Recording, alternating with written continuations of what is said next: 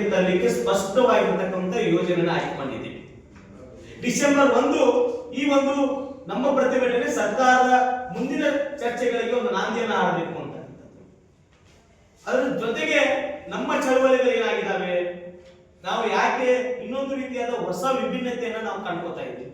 ಈಗ ಯುವಜನರ ಚಳವಳಿಗಳಿಗೆ ರೈತ ಪರ ಚಳವಳಿಗಳು ಭಾಗವಹಿಸಬೇಕು, ಇನ್ನಿತರ ಕನ್ನಡ ಪರ ಚಳವಳಿಗಳು ಭಾಗವಹಿಸಬೇಕು, ಸಾರ್ವಜನಿಕರು ಇನ್ವಾಲ್ವ್ಮೆಂಟ್ ಬೇಕು ಅಂದಾಗ ಒಂದು ಸಮಸ್ಯೆಯನ್ನು ಬಗೆಹರಿಸಲಿಕ್ಕೆ ಸಾಧ್ಯ ಆಗುತ್ತೆ. ತಾವು ಗಮನಿಸಿರ್ಬೋದು, ಗುರುಲಾಪುರದಲ್ಲಿ ಒಂದು ರೈತ ಮೂವ್ಮೆಂಟ್ ಏನು ಸ್ಟಾರ್ಟ್ ಆಯ್ತು. ಸರ್ಕಾರ ಎದುರೋಗ್ಬಿಡ್ತು. ಯಾಕೆ ಎದುರೋಗ್ಬಿಡ್ತು ಅಂತಂದ್ರೆ ಅಲ್ಲಿ ಎಲ್ಲಾ ಸಂಘಟನೆಗಳು ಒಟ್ಟಾಗಿ ತಮ್ಮ ವಿಚಾರಗಳನ್ನ ಮಂಡಿಸಿದ ಪರಿಣಾಮವಾಗಿ ಎಲ್ಲಾ ಸಂಘ ಸಂಸ್ಥೆಗಳು ಅಲ್ಲಿ ಬಂದು ಬೆಂಬಲ ಸೂಚಿಸಿದ ಪರವಾಗಿ ನಾಡಿನ ಎಲ್ಲಾ ಸ್ವಾಮೀಜಿಗಳು ಕೂತ್ಕೊಂಡು ಬೆಂಬಲ ಸೂಚಿಸಿದ ಪರವಾಗಿ ಸರ್ಕಾರ ಇಲ್ಲ ನಾವು ಏನಾದರೂ ಒಂದು ಕ್ರಮ ಕೈಗೊಂಡು ಅದನ್ನು ಇತ್ಯರ್ಥ ಮಾಡ್ತು ಅಂತಕ್ಕಂಥ ಇತ್ಯರ್ಥ ಮಾಡಿದ್ರು. ಆದ್ರೆ ಯುವಜನರ ಚಳವಳಿಗೆ ಹಂಗ ಆಗ್ತಾ ಇದೆಯಾ?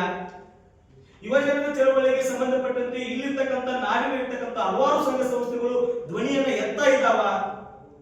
ಯಾಕಂದ್ರೆ ಪಾಪ ಓದ್ಬೇಕಂತ ಬಂದಿರತಕ್ಕಂಥ ವಿದ್ಯಾರ್ಥಿಗಳು ಓದಿನ ಜೊತೆಗೆ ಚಳವಳಿಯನ್ನು ಮುಂದುವರಿಸಲಿಕ್ಕೆ ಆಗೋದಿಲ್ಲ ಅವರಿಗೆ. ಯಾಕೆ ಆಗೋದಿಲ್ಲ ಅಂತಂದ್ರೆ ಅವರು ಓದ್ಕೊಂಡು ಜೀವನವನ್ನ ಕಟ್ಕೋಬೇಕು, ಬದುಕನ್ನ ಕಟ್ಕೋಬೇಕು ಅಂತ ಹೇಳ್ತಾರೆ.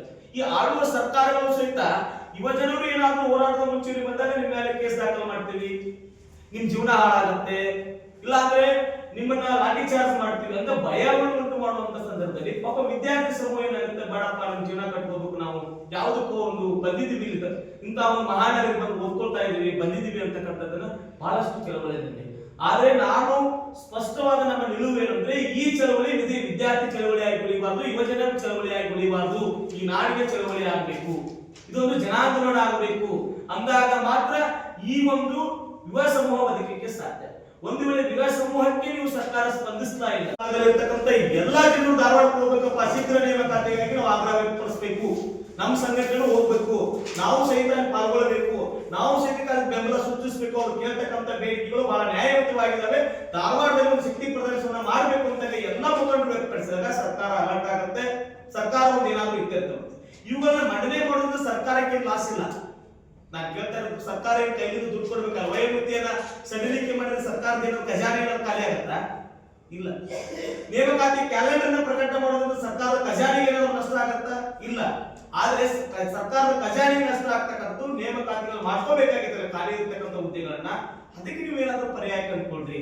ನೀವು ಜನಪ್ರಿಯ ಯೋಜನೆಗಳು ಅಷ್ಟೇ ಮುಖ್ಯ ಅಲ್ಲ, ಜನಪ್ರಿಯ ಯೋಜನೆಗಳ ಜೊತೆಗೆ ಯುವಜನರ ಬದುಕನ್ನು ಕಟ್ಕೊಳ್ಳಿಕ್ಕೆ ನೀವು ಯುವಜನರ ಬದುಕಿನ ಬಗ್ಗೆ ಚಿಂತನೆ ಮಾಡಬೇಕಾಗಿದೆ. ಹಾಗಾಗಿ ಈ ವಿಚಾರದಲ್ಲಿ ಇಟ್ಕೊಂಡು ನಾವು ಪತ್ರಿಕಾಗೋಷ್ಠಿಯನ್ನು ಕರೆದಿದ್ದೀವಿ.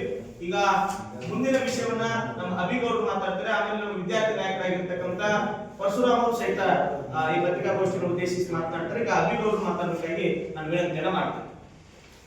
ಮಾಧ್ಯಮ